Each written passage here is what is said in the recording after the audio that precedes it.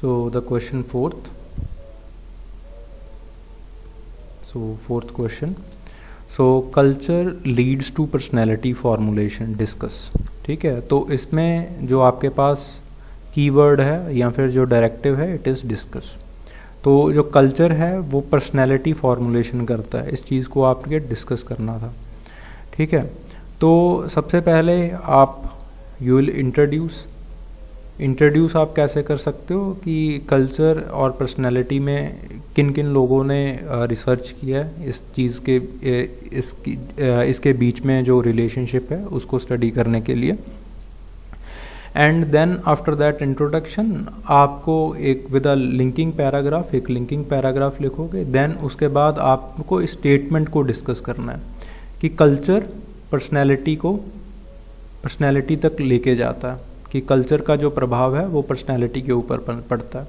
फिर उसके बाद इस चीज़ को आपको दूसरा व्यू दिखाना है, दूसरा एंगल दिखाना है, क्रिटिसाइज करना है कि जो पर्सनैलिटी है वो भी कल्चर को बनाती है. ये वाला जैसे आपके रूथ बेनेडिक्ट इसमें है. Okay, then after that in the conclusion you will take a stand. आप एक अपना स्टैंड लोगे. Okay, so the relationship between the culture and the personality, ये किन किन लोगों ने स्टडी किया? लिंटन ने, अब्राहम कार्डनर ने, मीड ने, रूथ बेनेडिक्ट ने. Okay, so according to Linton, the culture and the personality, they are basically the two sides of the same coin. Okay, then they influence each other, but some anthropologists like Margaret Mead, उन्होंने theorize किया है कि जो culture है it influences the personality, कि culture personality बनाती है, उसको influence करती है. Ruth Benedict theorized that the cultural patterns, कि जो कल्चरल पैटर्न्स के थ्रू उन्होंने थ्योराइज किया है कि जो पर्सनैलिटी है वो कल्चर को बनाता है. ठीक है, सो बेसिकली हमने इस पैराग्राफ में जो क्या हमारे क्वेश्चन का क्रक्स होने वाला है, क्या हमारे आंसर का क्रक्स होने वाला है, वो हमने लिख दिया. Then Margaret Mead in the coming of the age in Samoa, in the Samoan girls. तो मार्गरेट मीड ने कैसे कैसे इस चीज़ को प्रूव किया. तो पहले हम मार्गरेट मीड का एंगल देखेंगे, फिर उसके बाद रूथ बेनेडिक्ट का देखेंगे. Then we will shift to the Abraham Kardiner, अपना जो स्टैंड है वो लेने के लिए. ओके, सो मार्गरेट मीड उनका ये वर्क है coming of age in Samoa. तो वहाँ पे उन्होंने समोन्स की अडोलसेंट गर्ल्स की और जो अमेरिकन अडोलसेंट गर्ल्स हैं उनकी जो पर्सनैलिटी में दोनों में बदलाव होते हैं अडोलसेंट एज में, उनको कंपेयर किया था. और उन्होंने बताया था कि अडोलसेंस में जो कन्फ्यूज़न आता है, टेंशन आता है अमेरिकन टीनेजर्स में, वो समोन्स में बिल्कुल नहीं दिखाई देता, क्योंकि समोन्स का कल्चर वैसा नहीं है. ओके, सो इस चीज़ को दिखाया है इन्होंने. सो in the Samoan girls the adolescent is not mad with the confusion, tension as well as anxiety as in the American girls, because they do not focus on the same culture, because they do not focus on the same cultural norms like in America. ठीक है, तो America में जो आपके पास एकदम से responsibilities डाल दी जाती हैं, वो जो सारी चीज़ें हैं वो समोन्स में नहीं दिखाई देती हैं. ठीक है, सो द कल्चरल नॉर्म्स क्या होते हैं, दे कैन बी एक्सप्लेन्ड. तो इस चीज़ को एक्सप्लेन किया जा सकता था. Anyways, so the sex and temperament जो इनका अगला काम था, तो इसमें it should be in the inverted commas. So Margaret Mead explained कि जो चाइल्ड रेयरिंग प्रैक्टिसेस हैं तो उनका क्या पर्सनैलिटी के ऊपर प्रभाव पड़ता है. तो अगेन जो चाइल्ड रेयरिंग प्रैक्टिसेस हैं they are the part of culture, वो कल्चर का पार्ट होती हैं. ठीक है, तो जो आपके पास चाइल्ड रेयरिंग प्रैक्टिसेस हैं,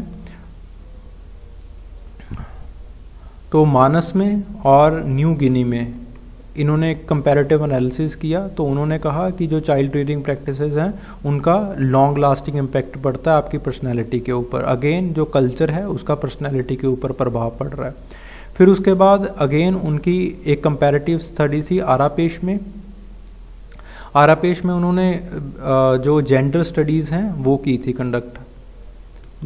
तो जेंडर स्टडीज़ कंडक्ट की थी, तो उनमें उनको पता चला कि दोनों जो सेक्सेस हैं, male as well as female, they both are submissive.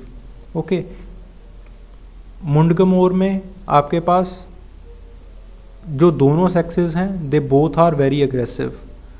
शिम्बुली में आपके पास मेल सबमिसिव हैं, फीमेल्स अग्रेसिव हैं.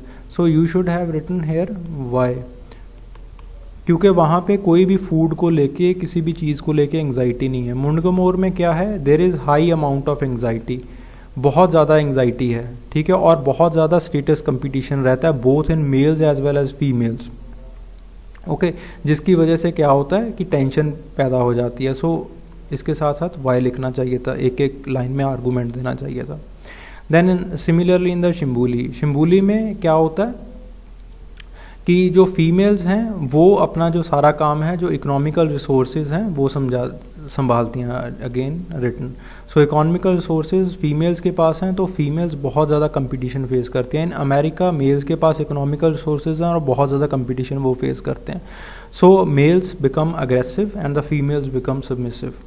ठीक है, तो रूथ बेनेडिक्ट ने, तो इसी तरह से जो आपकी जो पर्सनैलिटी, आपके जो कल्चर है उसका प्रभाव पड़ता है किसके ऊपर, पर्सनैलिटी के ऊपर. ये आपका जो पॉइंट है ये हमने वेरीफाई कर दिया. Then the Ruth Benedict on the other hand, उन्होंने concept of the pattern of culture ये दिया. तो उन्होंने कहा कि जो आपकी पर्सनैलिटी है उसके ऊपर प्रभाव पड़ता है. तो दो तरह के जो कल्चरल पैटर्न्स हैं वो बताए. डायनोजियन पैटर्न, अगर आपके पास हाईली एंक्शियस और कम्पिटिटिव पर्सनैलिटी है, जो मेन पर्सनैलिटी है, जो बेसिक ईथोस हैं, here you should have written the point of ethos. Okay, on the other hand Apollonian personality बन जाती है अगर आपके पास हाईली कोऑपरेटिव पर्सनैलिटी है, जैसे जूनी रेड इंडियंस में है. अब्राहम कार्दनर, उन्होंने थ्योराइज किया कि जो कल्चर एंड पर्सनैलिटी है, again like Linton, they are the two sides of one coin. तो उन्होंने क्या कहा कि जो प्राइमरी इंस्टीट्यूशंस हैं, प्राइमरी इंस्टीट्यूशन बनाते हैं बेसिक पर्सनैलिटी को. उन्होंने बेसिक पर्सनैलिटी का कंसेप्ट दिया. देन बेसिक पर्सनैलिटी जो है वो आपके सेकेंडरी इंस्टीट्यूशंस को बनाती है. So this is good one. So the personality and the culture, they are the two sides of a one coin. Okay, so very nicely written, 12 marks. So thank you very much.